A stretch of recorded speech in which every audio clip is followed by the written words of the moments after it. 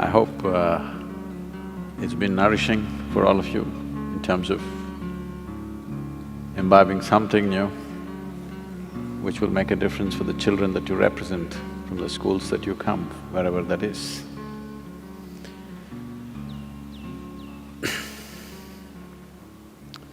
The fundamental idea behind an attempt like this is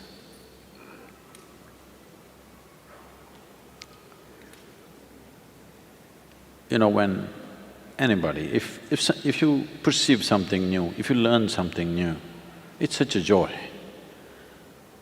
But why is schooling such a pain? Somewhere, the way we're delivering it, we have not looked at it carefully enough. We have not put ourselves sufficiently into it. When I was supposed to go to school, I did everything possible not to go there. So when I thought of creating schools, I thought we must create schools in such a way that children want to go there. What is the point creating a school that a child doesn't want to go? So if we have to create schools that a child wants to go, I think the adults need to go to school first. So, in a way, these conferences are just that effort to put the adults to school so that we, all of you, can create schools where the child wants to go. Of all the different manifestations of human beings, the categories are getting more and more. A child is the simplest and the easiest to make them happy and joyful. With such a segment of population which is naturally joyful, I don't see why it is so difficult to create a joyful way of delivering education. There is substantial scientific and medical evidence today that if you remain in a pleasant state of experience, that is when your body and your brain works at its best. Some studies are trying to establish that if you remain just one day, 24-hour segment in your entire life, one 24-hour segment, if you remain without a moment of unpleasantness within you, not a moment of agitation, anxiety, irritation, anger, nothing, just joyful. They say, your ability to use your intelligence can go up 100% in a single day. We've always known this by experience, but today there is data, because without data nothing is true anymore. If there is no data about you, that means you're not here. Yes, if you did not register your data into the computer, all of us will think you're not here. So without data, nothing exists. So today there is data that a joyful way of existence will enable a human being to empower a human… it will enable and empower a human being to a very high level of perception and performance. So this is a must. How is the question? There may be many methods, many of you are expert educators, I'm sure you've discussed many things today, I will leave that to you. But one fundamental is, if you are not joyful, you are not going to inspire anybody to be joyful, that's for sure.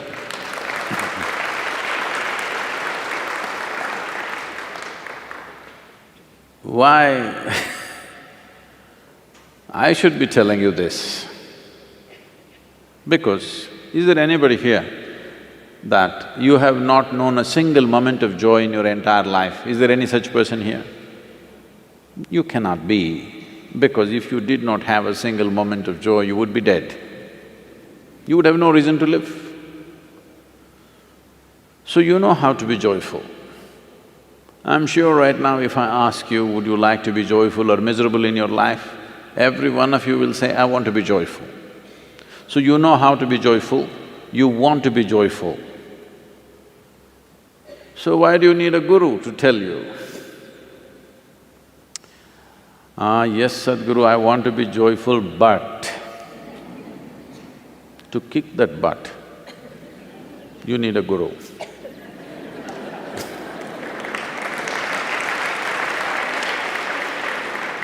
Yes, I want to be joyful, but you know what he did.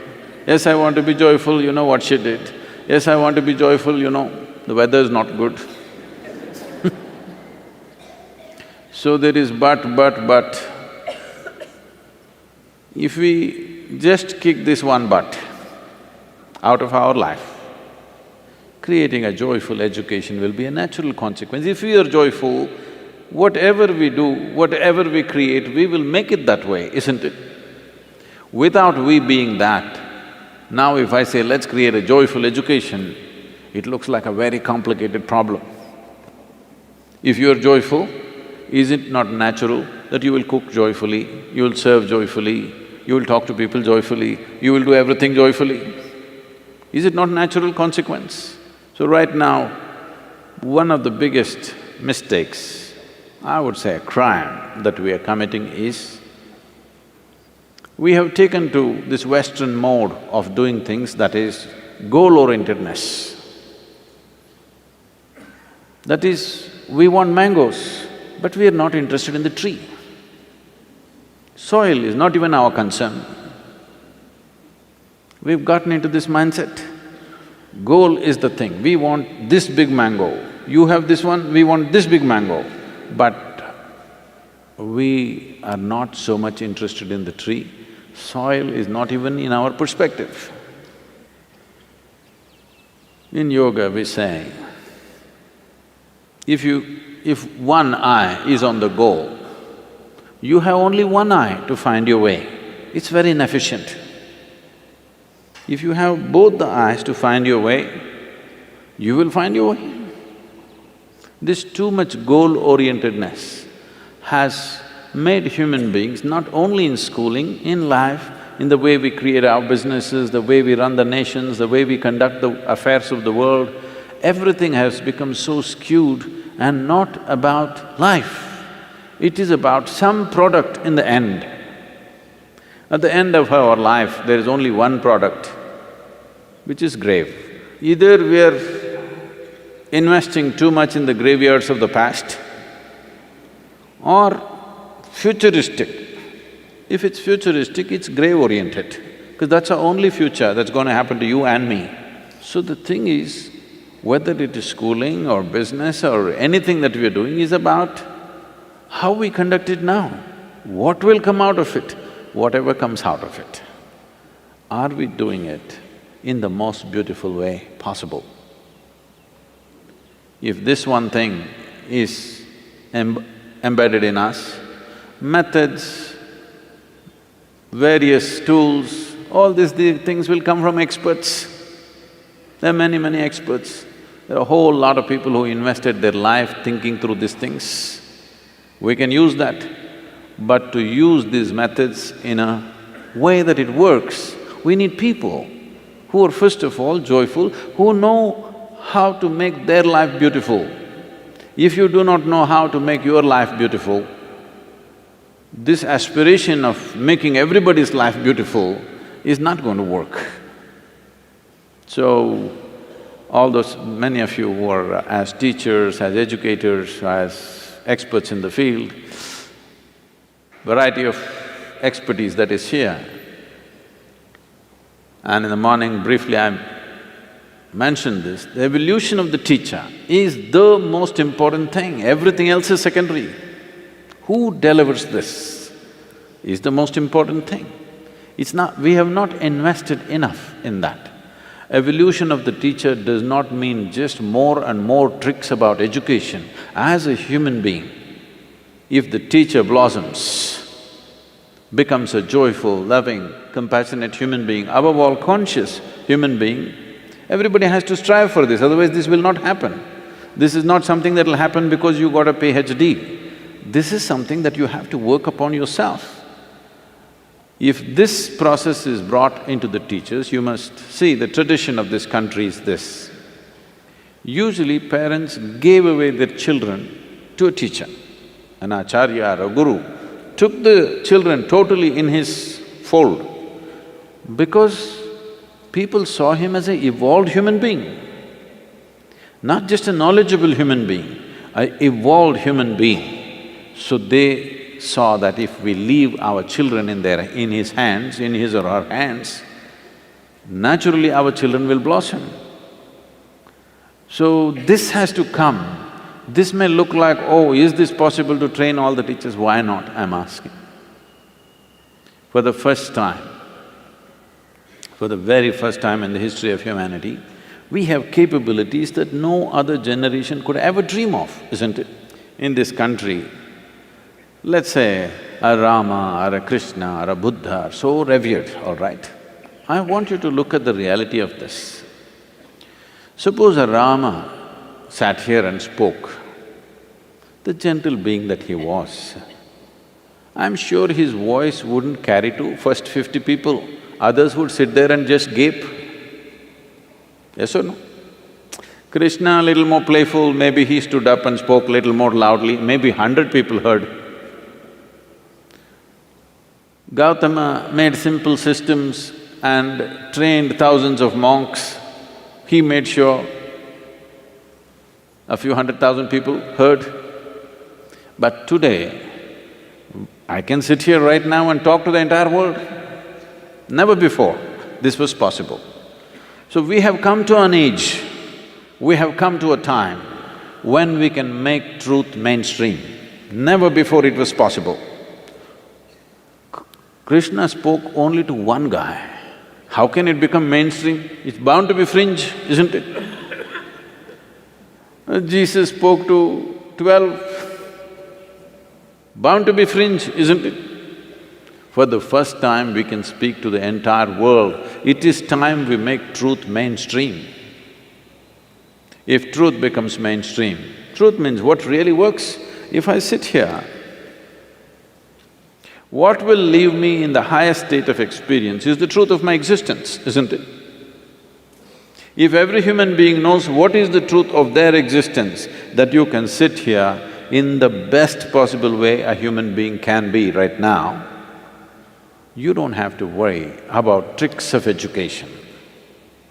In those hands, every little tool will become a powerful process. In this effort to make educators, teachers and others who are involved in children's education in this country or anywhere else, we want to offer these things to you, simple tools for transformation, something that you can do with yourself which will leave you in a better place than you are right now. This must happen. It's my wish and my blessing that this must happen. The first question is from Ramesh Balasundaram and he asks, are you open to the idea of replicating the Isha Vidya and Samskriti model with like-minded organizations to increase impact? There is nothing very unique about Isha Vidya. It is the dedication of the people which has made the difference. It's a simple school, but the people who are managing this, people who are teaching there, people who are doing everything around it, are highly dedicated people. It's the devotion of their hearts which makes it look different.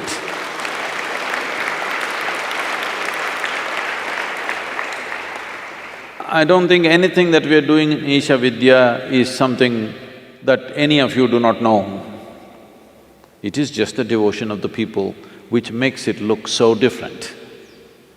See, Samskriti is not designed to take in the entire population into it. It is designed as a niche. Certain number of people have to go into this because if you want to have a balanced, sensible society where whatever tools that we have in the form of science, technology and so much knowledge about so many things today, if this has to be used in a sane way in a society, as many people as are going into science, mathematics, technology, similarly, that many people should go into music, dance, art, aesthetic. It's very important. In homeschool also, we have all these aspects, but still the pressures of being a part of some board, that there is a curriculum to finish, never allows those children to really, soak it up. But here, Samskriti children are 100% on that. You just saw them on stage, but you must see them, how they are in their life. Above all, the stability that's come into their life is phenomenal. I must share this with you. This is about 4 years ago when the first batch reached 15 years of age. We have a system where from the age of 6 to 18, they're with us. The last 3 years, that is from 15 to 18, they must take brahmacharya. It's a 3-year or a 2.5, 30 months of brahmacharya they must take. Last 6 months we will relieve them. Brahmacharya does not mean, giving up something and going away. Brahmacharya means you fix a certain period of your life as a period of absolute discipline and learning. Nothing else, no other distraction. So, I'm to initiate these children. They go into 15-year-old kids, they go into 60 days of total silence and a sadhana which starts at 3:30 in the morning and closes at 8:30 in the night. After the 60 days of silence, another 3-4 days are there for initiation. I just want to see how the children are, this is the first batch. So morning 3:30, I come to see the children in this building. 14 of them 6 girls and 8 boys, they're all sitting there. I walked in and I just sat there, I just looked at them. They were just glowing, literally. I just sat there and cried. Because when I was 15, I was not like this, believe me. I was not like this. When I saw them, at 15, if they can be like this, for me to sit like that, it took a long time. For me to simply sit unmoving, unconcerned about anything around me, it took a while. But these kids at the age of 15, not by natural realization, but just by training and dedication, they're simply sitting there and glowing like, lit from inside. And some idiots in the society are worried, what will these children do? So what they mean by that is, how will they earn their living? I think it's pathetic. A human being has to construct their life. Human beings have to construct their lives all the time thinking about how to earn a living. An earthworm, a grasshopper, a bird on the tree, all of them earn their living, isn't it? With such a big brain, you're supposed to do something little different than just earn a living. Earning a living should be the most basic thing. With 1/1,000,000th of your brain, you can handle it. But we have raised earning a living to the heavens today, unfortunately. Entire system is about how to earn a living, how to earn a living. This is a way of completely destroying human intelligence. This is a way of tarnishing human genius in every possible way, because how to earn a living has become the greatest thing in the world. Why people are driving you in this direction is because they've built one fake economic engine which they have to feed all the time. They have to feed it all the time. Because of this, we are sacrificing our children as a fuel for this economic engine that we have built. It is time, at least a niche amount of children are not concerned about how they will earn their living. When I was growing up, not for a moment I had this thought in my mind, how will I earn my living? My father used to be worried, what will happen to this boy? There is no fear in his heart about anything. One day I turned around and asked him, when did fear become a virtue? I'm saying, we are bringing up children with this fear. If you don't pass, you know what will happen to you? Continuously fear-based education. That if you don't get this many marks, you're finished. 18,000 children in 2015 have committed suicide in our country. When our children commit suicide, we must know we are doing something fundamentally wrong. There's no question about it anymore, isn't it? Children are fresh life, exuberant life. If children have to take their own lives, there is no worse thing that can happen to your society. I'm asking you, is there a worse thing? Many of you are parents, is there a worse thing than this, that your child less than 12, 13 years of age committed suicide? Can you ever recover from that, I'm asking? This is the most horrible thing that can happen. And this is happening because in our country, 98 is pass mark. Okay Yes, even if you get 98, parents will ask, what happened to the other 2%? So we, as educators, if we are really responsible human beings, we need to turn this around. It's very, very important. And this is a crucial time. All these years, there has been a certain economic depravity in the society where they wouldn't listen to anything. Earning a living was everything. At least we are on a threshold of an economic possibility. This is the time to change the mentality of education. This is the time for the parents and the children to look at it little differently. So can Samskriti partner with other schools? If you want one of those disciplines to be taught, maybe we can look at it in the next few years. But you cannot transform a regular school like a Samskriti. It needs parental total agreement with the parent that this is possible. I don't think a school like this would happen unless people were spiritually in a state of experience where they want their children to pursue something like this. Right now, we are not able to take the children who are coming in because we are not able to build facilities, and certain forces in the society are filing cases against Samskriti education because these children are not concerned how they will earn their living, that is their concern. The next question is from Dr. Nidhi Rajan. Namaskaram Sadhguru, as teachers who deliver knowledge to children, is it not important for teachers to remain physically and mentally fit? This concept of fitness of teachers is not looked into properly. Teachers need sound body and mind to make a child learn well. I find many B.Ed trainees are physically and mentally not stable. There is no system to address this. Definitely, it's very, very important. If you want to inspire a child, as I said earlier, it is not just by talk. When they look at you, you must be an inspiration, just the way you are. This has to be brought into education system, that teachers are of a certain quality in terms of physical well-being, mental well-being, aesthetics, simple aesthetics. It must be brought into their training because a child is looking like this, he doesn't miss a thing. He misses everything that you're saying, but he doesn't miss anything that you are.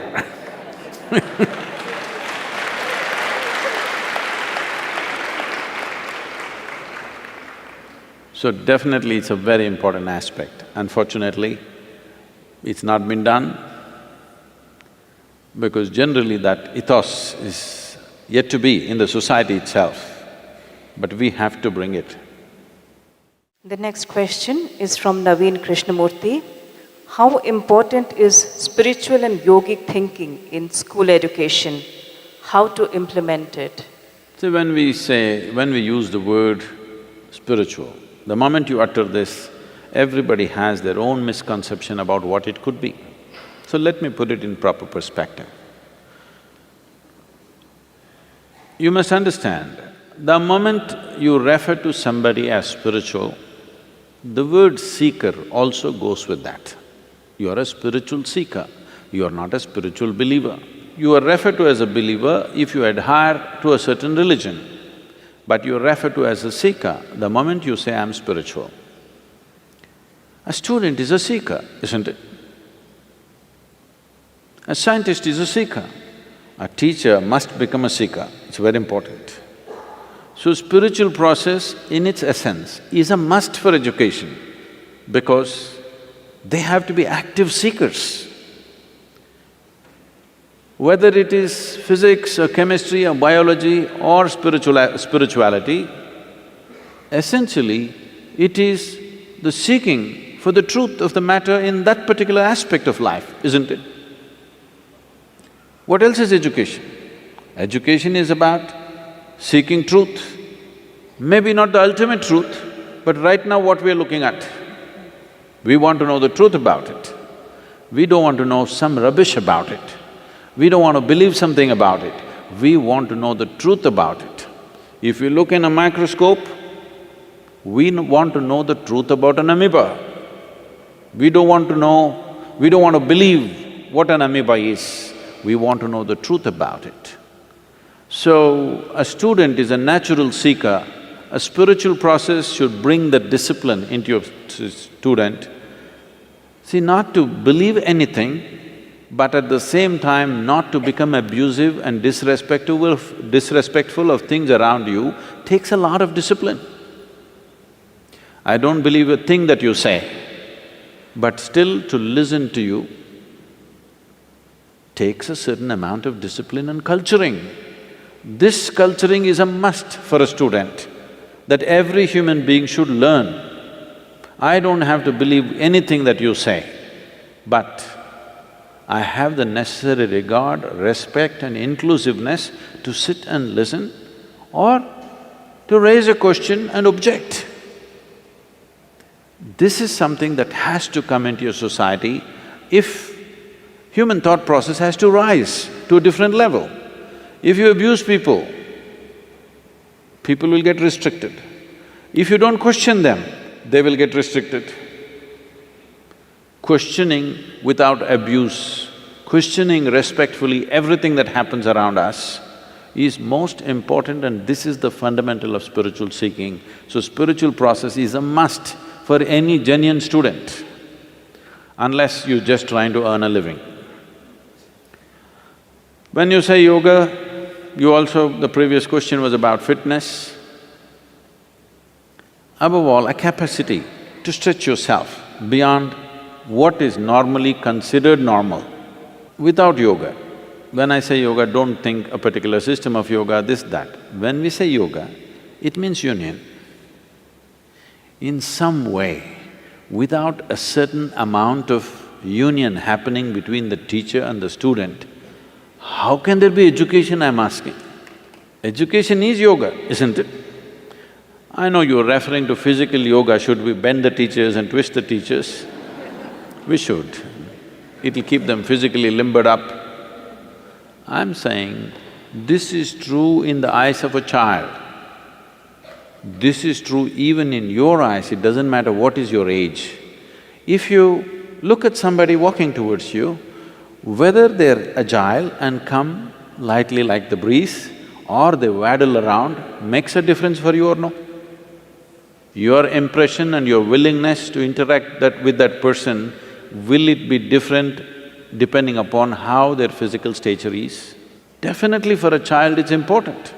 Teachers must be put through a certain… Why yoga, why not some other exercise? Every other exercise largely, most of the time, needs equipment. This is a simple form. If you have a ground to stand on, you can do it. There is nothing more secular than yoga because everybody can do it wherever they are. You don't need equipment, you don't need instructors, nothing. In the beginning, if you just learn for a week, you can do it by yourself. So in rural schools, a large part of India is still impoverished, all right? It's very important we bring yoga to bring health, well-being, mental agility, everything. I got into yoga for all the wrong reasons, but it worked miraculously well for me, because that is the beauty of this existence. Whatever your intention, if you do the right thing, right things will happen to you. So, the science of yoga is about understanding the body and the mind and how we can get the best out of it, so that your body and your mind does not become an impediment, but they're wonderful stepping stones in your life. Tell me, right now your back is aching, you're sitting like this, a child comes bubbling with enthusiasm, poda. Yes or no? Because a child's enthusiasm and effervescence is such, you need the energy of 10 people in you to handle a child. You need the energy and effervescence of 10 people if you want to handle children in a healthy manner. Otherwise, put them down. That is what will happen. This is not just in school, even at homes it's happening because the parents don't have the energy to manage the child. They just reproduce, but after that they find they don't have the energy to manage a child because he's all over the place. When you have 100 children on your hand, you better be super energetic. For this you need yoga for sure. The next question is from Ganesh. Dear Sadhguru, what is your opinion of teaching in native language versus teaching in English? These 25 or 30 different languages in this country, if you add up all the dialects, they tell me there are 1,300 dialects, but at least 25 to 30 full-fledged languages with a script of their own, with a huge body of literature behind it. A full-fledged language is not an overnight happening. The oldest language on the planet is Tamil language, you're in Tamil Nadu.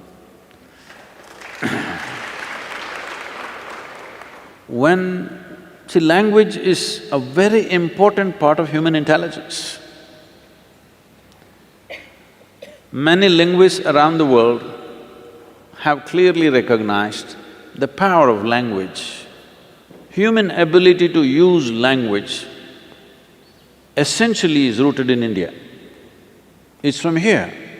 The ability to use the language came to the rest of the world. Almost all the languages, which are largely in Europe and Arabia based, all of them have Sanskrit influence on them.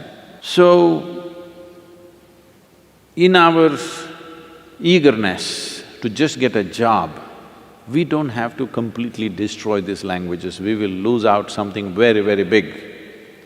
See, English is a fantastic thing in terms of its simplicity, in terms of…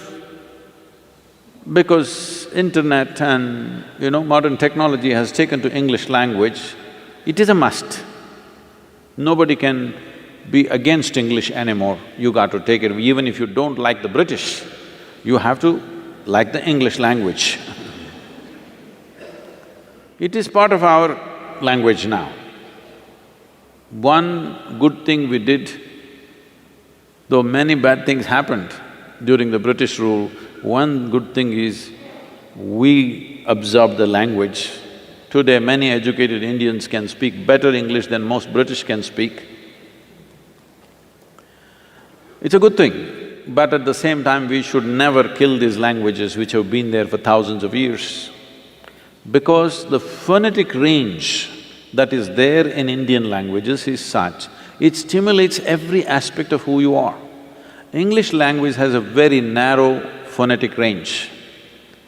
So this ability to use sounds to stimulate and trigger one's intelligence and energy within ourselves is something that we should not give up.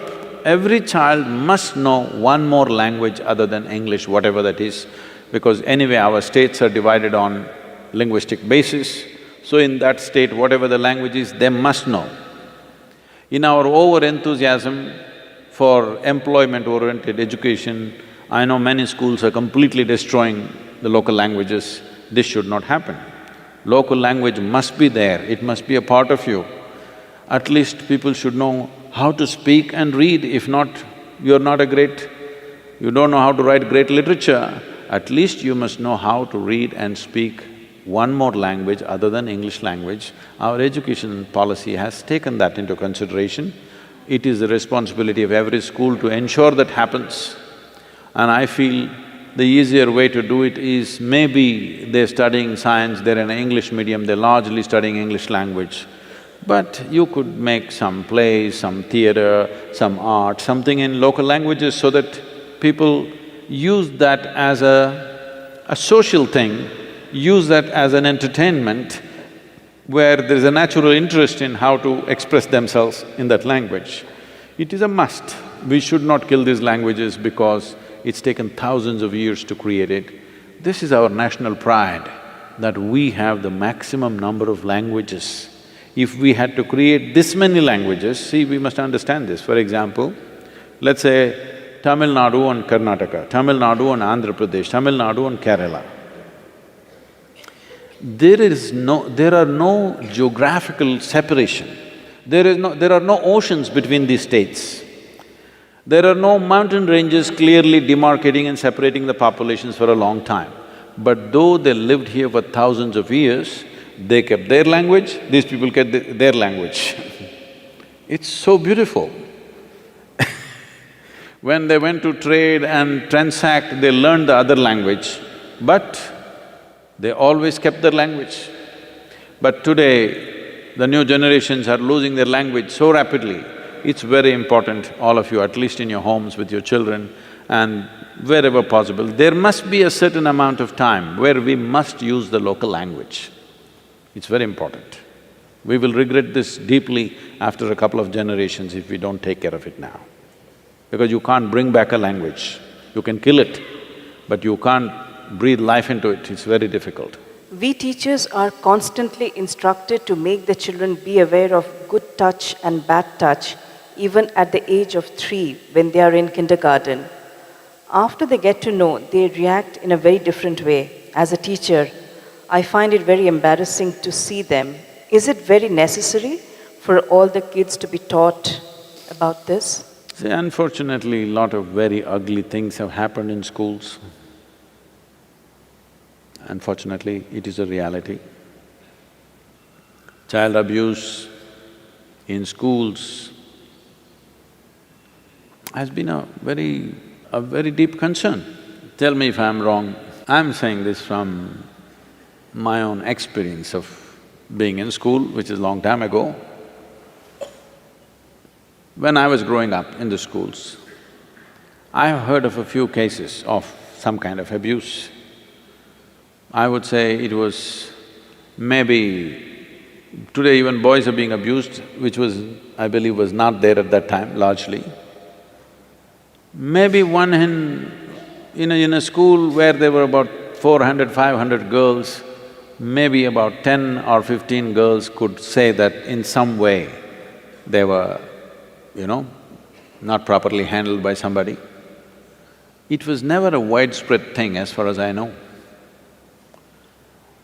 Even today, I think it is not so widespread, but it's much bigger than before. I think this compulsiveness growing like this, one important factor which has contributed to this sudden upsurge of this kind of things could be, I'm not an expert on this, but knowing human beings, could be because of advent of internet and pornography being freely available to everybody. These simple-minded people, when they watch these things, I think they're just going crazy. One drop of alcohol, that's it. They'll lose their control upon themselves and all kinds of things happening. It's not that these things have not happened in the past, unfortunately, human history is replete with these kind of things. But it's not large scale. This… talking to very young children about this healthy touch or unhealthy touch or whatever kind of touch, I think puts unnecessary fear and they become close to everything and everybody around them.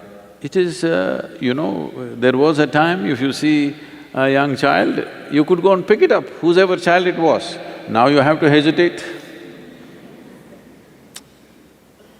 which is… the loss is too big, that human beings cannot respond to a child without concern. The loss is too big in my perception. But at the same time, in the schools, when something goes wrong, then of course all of us will complain. Especially if you are the parent, you will be devastated. I feel if it is happening from the teaching staff, putting them through proper screening, training, a certain amount of spiritual… See, this is important. When we say spiritual, people think you're trying to take them to heaven. No, spiritual means you're relieving them from the compulsiveness of the body and the mind. Some amount of spirituality, this needs to happen for people who handle children, this needs to happen to every human being, but particularly because you're handling a fragile life. If all these things are done, will it stop 100%? No. But we can only improve things, we can't eradicate things. This is not some polio or something that you can put a drop and get rid of it. There is no magic wand for all these things. In a continuous, committed way, if we work at it, we can bring down the incidence to a negligible point. But even if it happens to one child, you can't really ignore it. But using that as a basis and poisoning the minds of every child is not in my… in my understanding, it doesn't agree with me. But I understand that those who are running schools, when certain incidents happen, they become hyper this thing, and the media glare and the ugliness that happens around that, I have not still figured a 100% solution for that, really. But I feel a spiritual evolution in the teachers' constant effort to do that could considerably bring that down. I have a concern. I've attended several conferences, and in each conference we go away with a key point, and we say that teacher education is a solution to most of the travails of education in India. So we go back and all of us agree, and we think it's an urgent need. This we all agree. But then I don't know what kind of steps concretely we can take towards this in terms of teacher education. There are two sections. One is existing teachers, how to improve their state of mind, their attitude towards children, towards curriculum, and new teachers. New teachers, it seems to me, is easier. But also when you look at the B.Ed program, with all due respect to Mr. Rajput, Dr. Rajput, that they don't answer the need of modern children, modern society. And when the in-services goes on for existing teachers, they're all fragmented. And because it's not supported by the system, they don't stay. It's just like one more flash in the pan.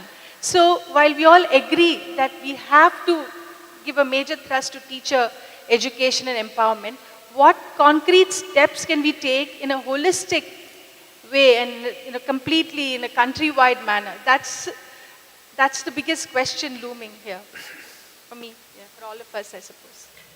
See, countrywide, when you talk, we must know how wide our country is. It's a very wide country, all right?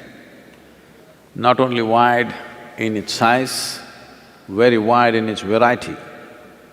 There are language issues, there are cultural issues, there are a variety of things. So I don't think we should think countrywide. We can think board-wise. There are different boards, main boards like ICSE, CBSE, whatever. It's very easy to impact them because these boards are sensitive and active and they want to constantly… they're looking for improvement. In these boards, easily it can be brought, but the majority of the children are in the state boards. So then it is statewide. You have to convince the state government. Every state government, at least in Tamil Nadu, I believe, there's a 20-day training for all the teachers every year. So there is an effort, I'm saying. There is an effort from the administration to do that. But what happens in this whatever number of days? These training aspects, I'm sure the government won't hand over the entire thing to you. Suppose it is 20 days, these 5 days, your 5 days, suppose you give it to me or some other organization who's capable of that. Now, at least a part of the training, an NGO which is competent to run that, which is committed to education, can run at least a part of it Government will not hand over everything because the education department has its own stuff. I don't want to get into administrative issues. But even a part of it, if an NGO conducts, you can improve the quality significantly. This could be a solution. To get the government apparatus to another level or another dimension of quality, that's a very aspirational, I would say. Efforts are there, but it's not going to happen overnight. It's too big a machine to make any decent change in a reasonable amount of time because it's too large a machine. So, some committed NGO, some university, somebody else could take up this training and at least offer a part of the training to this. In this we can include how to have the teacher physically, mentally fit, some meditativeness, some yoga, some various other aspects which will enhance their life, which will benefit them in some way. So the teachers are incentivized to come there. And also in United States, we are doing this with some of the schooling systems. They have credits. So how many credits a teacher earns, how many trainings a teacher has gone to, adds to their credits. If so many credits means adds up to their increments in their salary. These are policy decisions, we can't change them, but bringing an NGO or a university or a certain schooling system which is successfully functioning right now can take up a part of the training and make a difference. Namaskaram, Sadhguru. So, I'm saying that the idea of competition is so much ingrained in our minds, not even at the school level, but even at the postgraduate level or any aspect of our lives, that it creates a lot of unnecessary stress. So, what can be really done about this? If you're incompetent and you're in competition, you will feel stressed.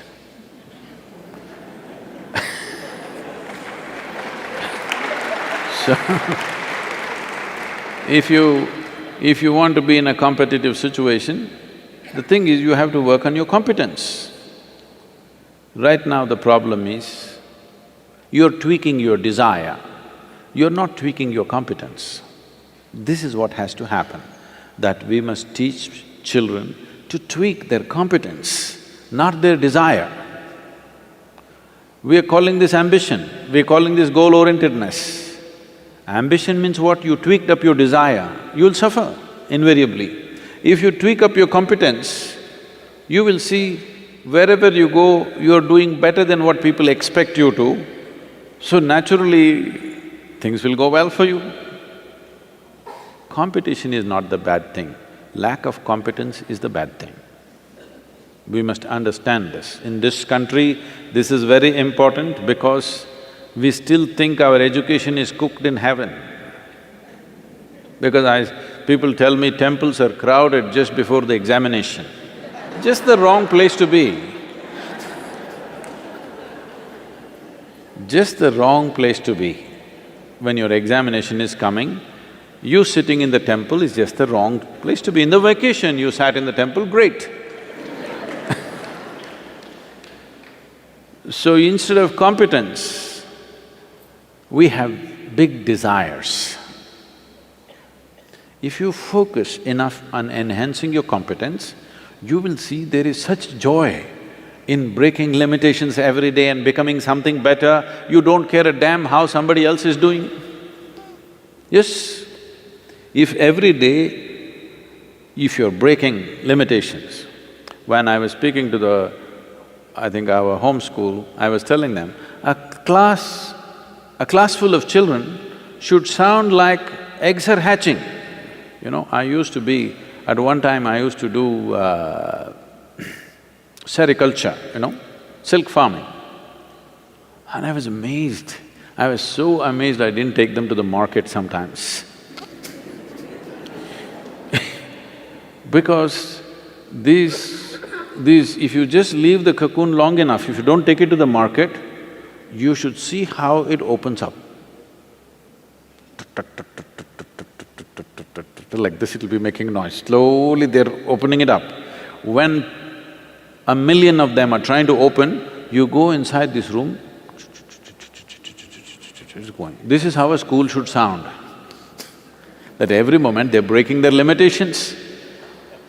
If you are breaking the limitations of who you are, If your competence, you're working constantly to expand, you don't even have the time to look at somebody, how is he doing? Because this is such a great thing happening within you. So please focus on your competence. Competition, you don't bother. If you're good, you will be on the top, otherwise you'll be somewhere. Namaskaram, Sadhguru. I'm glad you brought up the topic of natural resources. And if you look at education or even natural resources, especially in the rural sector, it comes directly under the purview of the government. And unfortunately, as you rightfully said, it's not easy to dent the system and get them to realize what is actually needed for the betterment of the nation. So in that case, what is it that we can actually do? Because as far as natural resources are concerned in the rural sector, there's a lot of encroachment that happens and nobody wants to touch that aspect, be it the bureaucracy, be it polity, because they're afraid of losing out on votes. If you speak of education and empowering the children as well as teachers, they don't want to venture in that space because they feel that if they empower them, then who's going to come to them? How will they retain their power? So how do we make that mind shift? And how can we who are here today and a lot of other people working in that field can come together to ensure that we can drive our leadership towards a direction which is needed for the betterment of the nation? There is a serious resource crunch on all levels. The fundamental problem is, in 1947, when we got our independence, we were 33 crores of people. Today we are 125 crores of people. That's a 400% increase in 70 years. So naturally there will be resource crunch, you can never create. Nobody is growing at 400%, isn't it? So you can't grow anything at 400%, so obviously everybody will have less and less as time goes by. But of course there are fertility clinics running busy in Chennai and everywhere. That's another matter. Another important aspect is, this is the bane of democracy. I mean, I'm not saying we should leave democracy and go elsewhere, there's no other option, we have to stick to it and see how to make them responsible. But when you give somebody just a 5-year mandate, in that last 1 year goes in election. In between, of course, there are 3 states election, that another 1 year goes. So after all, you're giving him a 3.5 year mandate. When somebody has only 3.5 year commitment to what they want to do, none of the long-term goals will be taken into consideration. Only short-term goals will be taken into consideration, it's a natural outcome of that. There was a time then where a king ruled for 25 years or 30 years. Now in his time, whether that kingdom prospered or went down, people could make a judgment. In 3.5, 4 years, making that judgment itself is not fair. A nation of this size, how can any man, even if a Superman comes, how can you turn everything around and make everything beautiful and wonderful in 3.5 years' time? 125 crore people, diverse people. I'm saying, it is a dichotomy in which we are. We cannot go into any other mode of governance other than democracy. There is no other way for us. At the same time, how to make it worthwhile for the person who occupies that seat to invest in long-term goals. If he invests in long-term goals, he loses his election for sure. So obviously, people are not able to recognize what is our true well-being. If you give them something free, they think this is great. This has been happening since, I think they started in 80s. Suddenly they started at that time, the rice, the rice we eat used to cost 12 to 15 rupees. In Andhra Pradesh, I think that's where it started first, they started giving it for 1 rupee, 1 rupee 1 kilogram. Who pays the remaining 14 rupees? Nobody knows. I'm saying, even a rural housewife knows if I have 10 rupees, I can only buy 10 rupees worth of goods, isn't it? That much economics everybody knows. You don't have to be a PhD. Everybody knows we can only spend what we have. You cannot spend what you don't have, isn't it? So still I think we need to educate the citizenry that they can understand. If a political leader talks about long-term goals, people can understand this as, oh, this is our well-being. Right now the electorate does not understand that. So naturally the leaders try to do those shortcut methods where none of the long-term goals get addressed, unfortunately. So ecology, education, all these things are back burners because they won't win you votes. After all, a democratically elected leader is always thinking about votes, you can't blame him. You can't blame him, isn't it? I'm telling you, if you were in the game, you wouldn't be thinking of the vote, you would, isn't it? So we need to educate the people what is a true well-being, what is a sham of a well-being. This must come to the hearts of people, then they will also have the opportunity to focus on long-term goals. Any long-term goal means, whether it's an individual life or the life of a nation, any long-term goals means short-term sacrifice. We must understand this, always.